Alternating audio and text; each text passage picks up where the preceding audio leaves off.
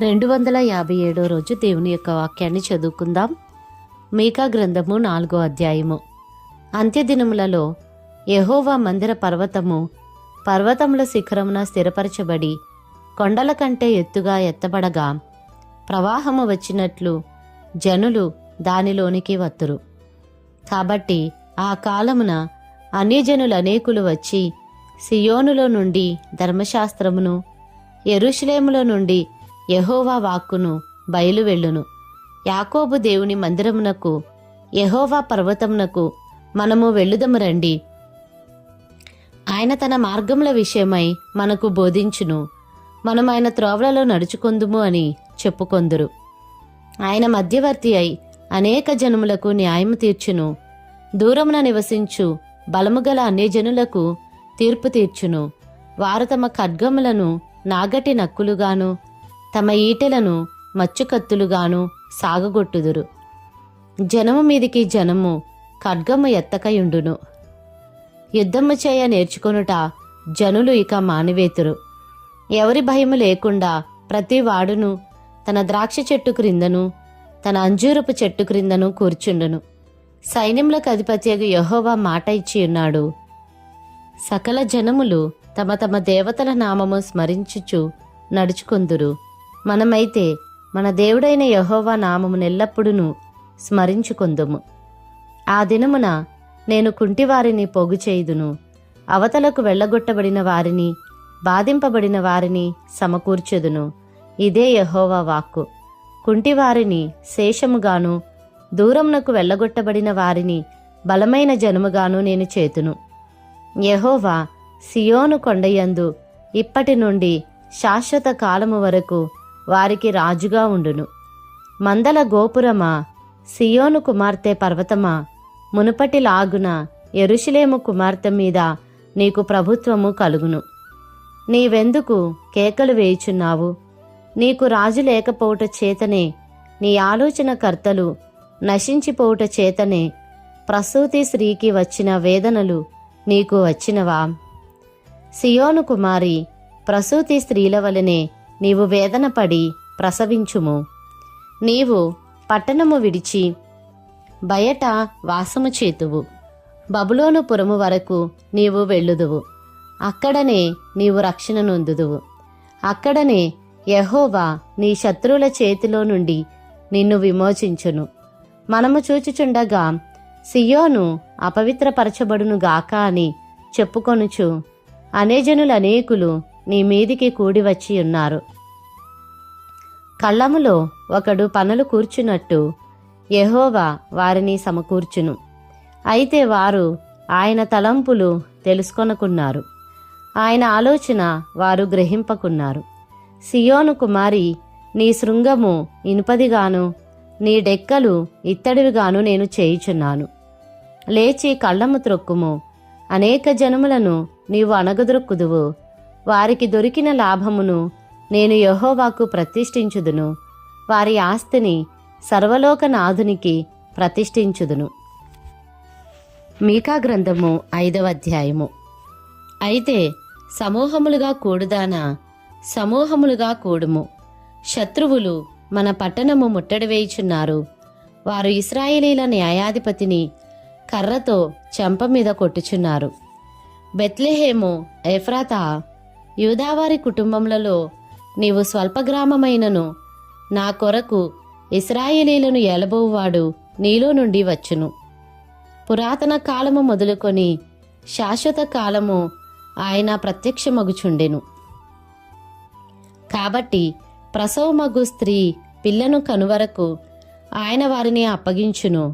అప్పుడు ఆయన సహోదరులలో శేషించిన వారును ఇశ్రాయేలీలతో కూడా తిరిగి వత్తురు. ఆయన నిలిచి యెహోవా బలము పొంది తన దేవుడైన యెహోవా నామ మహాత్యమును బట్టి తన మందను మేపును. కాగా వారు నిలుతురు. ఆయన భూమి అంతముల వరకు ప్రబలుడగును. ఆయన సమాధానమునకు కారకుడగును. అష్షూరు మన దేశంలో చొరబడి మన నగరులలో ప్రవేశింపగా వానిని ఎదిరించుటకు మేము 7 గొర్రెల కాపరులను 80 ప్రధానులను నియమింతుము.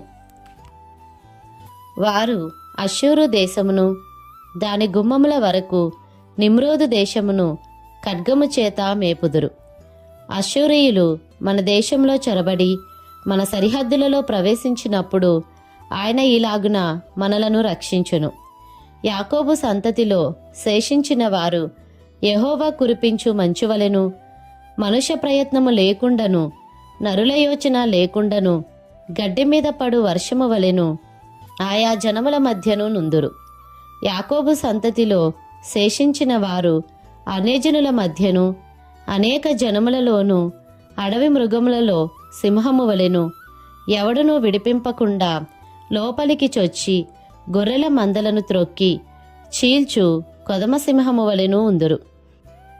నీ హస్తము నీ విరోధుల మీద ఎత్తబడి ఉండునుగాక, నీ శత్రువులందరూ నశింతురుగాక.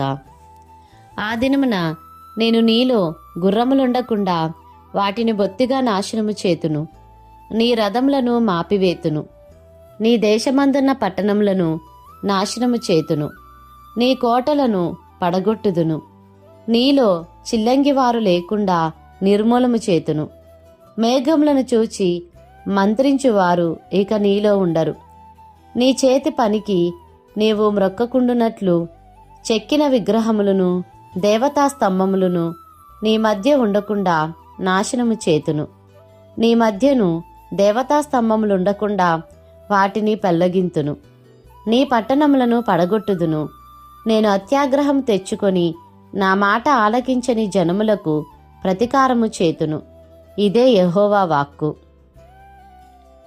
మీకా గ్రంథము 6వ అధ్యాయము. యెహోవా సెలవిచ్చు మాట ఆలకించుడి.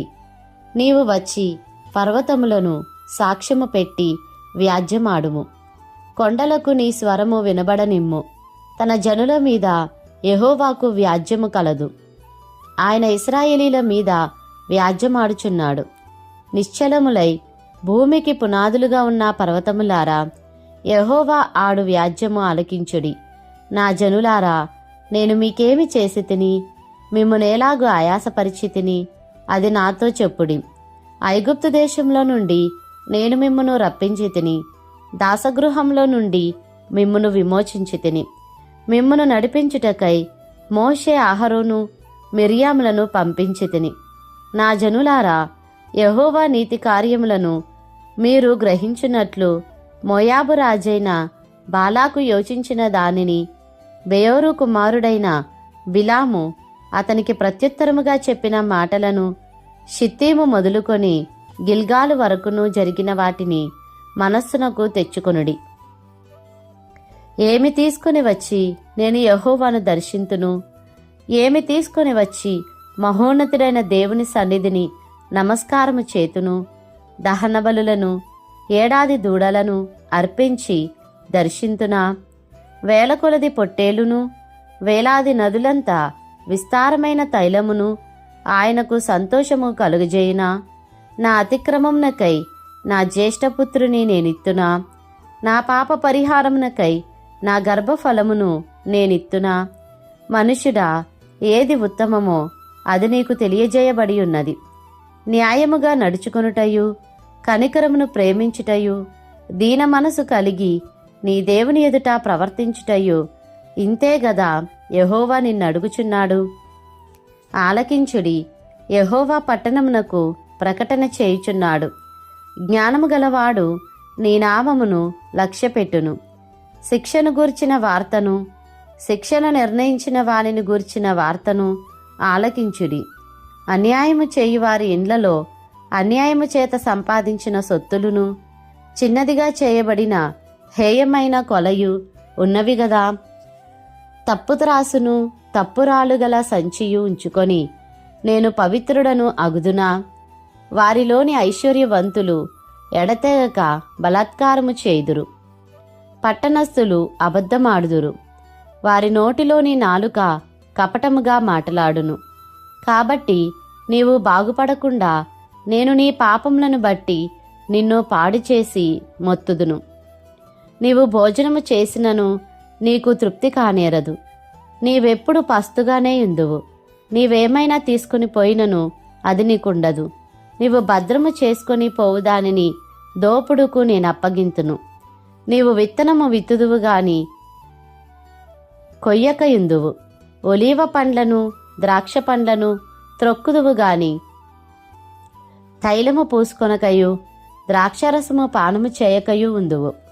ఏలైనగా మీరు ఒమ్రీ నియమించిన కట్టడలను ఆచరించుచు ఆహాబు ఇంటివారు చేసిన క్రియలన్నిటిని అనుసరించుచు వారి యోచనలను బట్టి నడుచుచున్నారు గనుక నా జనులకు రావలసిన అవమానమును మీరు పొందగా మిమ్మును భీతి పుట్టించు జనులుగాను పట్టణ నివాసులను అపహాస్యాస్పదముగాను చేయబోచున్నాను. మీకా గ్రంథము 7వ అధ్యాయము. వేసవికాలపు పండ్లను ఏరుకొనిన తరువాతను ద్రాక్ష పండ్ల పరిగె ఏరుకొనిన తరువాతను ఎలాగుండునో నా స్థితి అలాగేయున్నది. ద్రాక్ష పండ్ల గెలయొకటియు లేకపోయెను, నా ప్రాణంనకిష్టమైన యొక్క క్రొత్త అంజురపు పండైనను లేకపోయెను. భక్తుడు దేశంలో లేకపోయెను, జనులలో యథార్థపరుడు ఒకడునూ లేడు. అందరును ప్రాణహాని చేయుటకై పొంచియుండువారే. ప్రతి మనుష్యుడును కిరాతుడై తన సహోదరుని కొరకు వలలను ఒగ్గును. 2 చేతులతోనూ కీడు చేయ పూనుకొందురు. అధిపతులు బహుమానము కోరుదురు, న్యాయాధిపతులు లంచము పుచ్చుకొందురు. గొప్పవారు తమ మోసపు కోరికను తెలియజేయుదురు, అలాగున వారు ఏకపట్టుగా నుండి దాని ముగింతురు. వారిలో మంచివారు ముండ్ల చెట్టు వంటివారు, వారిలో యథార్థవంతులు ముండ్ల కంచె కంటెను ముండ్లు ముండ్లుగా నుందురు. నీ కాపరుల దినము, నీవు శిక్షనందు దినము వచ్చుచున్నది.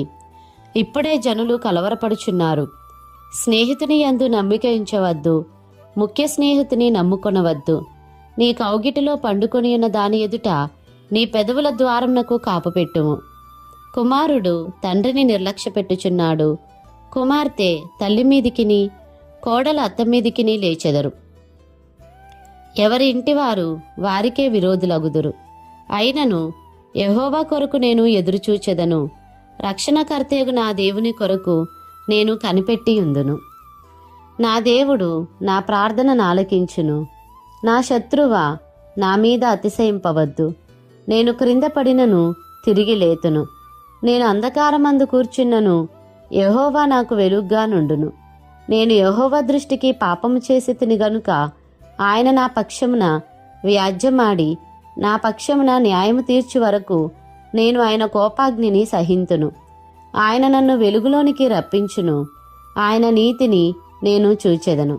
నా శత్రువు దాన్ని చూచును. నీ దేవుడైన యెహోవా ఎక్కడనని నాతో అనినది అవమానము నొందును, అది నా కండ్లకు అగపడును. ఇప్పుడు అది వీధిలోనున్న బురదవలే త్రొక్కబడును. నీ గోడలు మరలా కట్టించు దినము వచ్చుచున్నది, అప్పుడు నీ సరిహద్దు విశాలపరచబడును. ఆ దినమందు అష్షూరు దేశం నుండియు ఐగుప్తు దేశపు పట్టణముల నుండియు ఐగుప్తు మొదలుకొని యూఫ్రటీసు నది వరకు ఉన్న ప్రదేశము నుండియు ఆయా సముద్రముల మధ్య దేశముల నుండియు ఆయా పర్వతముల మధ్య దేశముల నుండియు జనులు నీ యొద్దకు వత్తురు. అయితే దేశ నివాసులు చేసిన క్రియలను బట్టి దేశము పాడగును. నీ చేతికర్ర తీసుకొని నీ జనులను కరిమేలునకు చేరిన అడవిలో ప్రత్యేకముగా నివసించు నీ స్వాస్థ్యపు వారిని మేపుము. బాషానులోను గిలాదులోను వారు పూర్వకాలమున మేసినట్టు మేయుదురు. ఐగుప్తు దేశంలో నుండి నీవు వచ్చినప్పుడు జరిగినట్టుగా నేను జనులకు అద్భుతములను కనుపరుతును. అన్ని జనులు అది చూచి తమకు కలిగిన బలమంతా కొంచెమని సిగ్గుపడి నోరు మూసుకొందురు. వారి చెవులు చెవుడెక్కిపోవును. సర్పములాగున వారు మన్ను నాకుదురు. భూమి మీద ప్రాకు పురుగుల వలె తమ ఇరవులలో నుండి వణుకుచు ప్రాకి వత్తురు.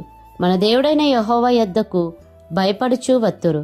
నిన్ను బట్టి భయము నొందుదురు. తన స్వాస్థ్యంలో శేషించిన వారి దోషమును పరిహరించి వారు చేసిన అతిక్రమముల విషయమై వారిని క్షమించు దేవుడువైన నీతో సముడైన దేవుడున్నాడా? ఆయన కనికరము చూపుటయందు సంతోషించువాడు గనుక నిరంతరము కోపముంచడు. ఆయన మరలా మనయందు జాలిపడును. మన దోషములను అణిచివేయును. వారి పాపములన్నిటినీ సముద్రపు అగాధములలో నీవు పడవేతువు. పూర్వకాలమున నీవు మా పితరులైన అబ్రహాము యాకోబులకు ప్రమాణము చేసిన సత్యమును కనికరమును నీవు అనుగ్రహింతువు.